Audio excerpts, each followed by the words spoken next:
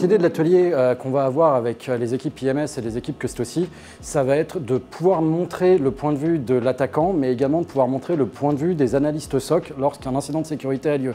Raphaël, qui est le SOC analyste d'IMS, va jouer le rôle du SOC analyste, va faire une investigation, ça veut dire que mon produit, qui est le produit Taegis SecureWorks, va permettre de lever une alerte sur un incident de sécurité qui a lieu chez un client fictif. L'idée, c'est qu'à partir de là, on a une alerte, on doit comprendre ce qui s'est passé.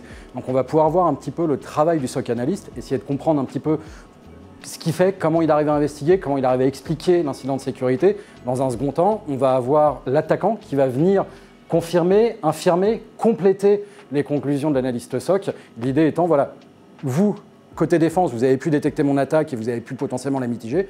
Maintenant, moi, attaquant, je vous explique exactement ce que j'ai fait. Peut-être qu'il y a des choses que vous n'avez pas vues. On va essayer de voir tout ça, on va essayer de réexpliquer un petit peu tout ça. On va avoir ces trois points de vue qui s'expriment. Et ça, tu l'as que sur un meet-up, tu l'aurais pas si tu avais juste un rendez-vous avec moi où je te présentais juste ma solution. Demain, sur l'atelier, tu auras un vrai attaquant qui va vraiment t'expliquer son boulot.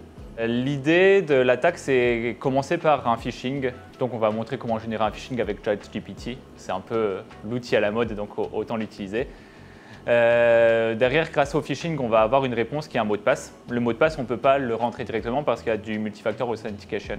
Par contre, on va exploiter une vulnérabilité web pour pouvoir se connecter à un serveur web. Et depuis ce serveur web, comme on est directement dans le réseau interne, on va pouvoir se connecter vers une autre machine qui est détectée grâce à une découverte de réseau orchestrée depuis là. Alors une cyberattaque menée par l'IA, c'est difficile à détecter. C'est assez nouveau et surtout ça peut explorer un espace très grand. Et explorer l'espace très grand, c'est ça qui embête les systèmes de détection, donc c'est pas facile à détecter. Et c'est pour ça qu'il y a besoin d'IA pour détecter l'IA.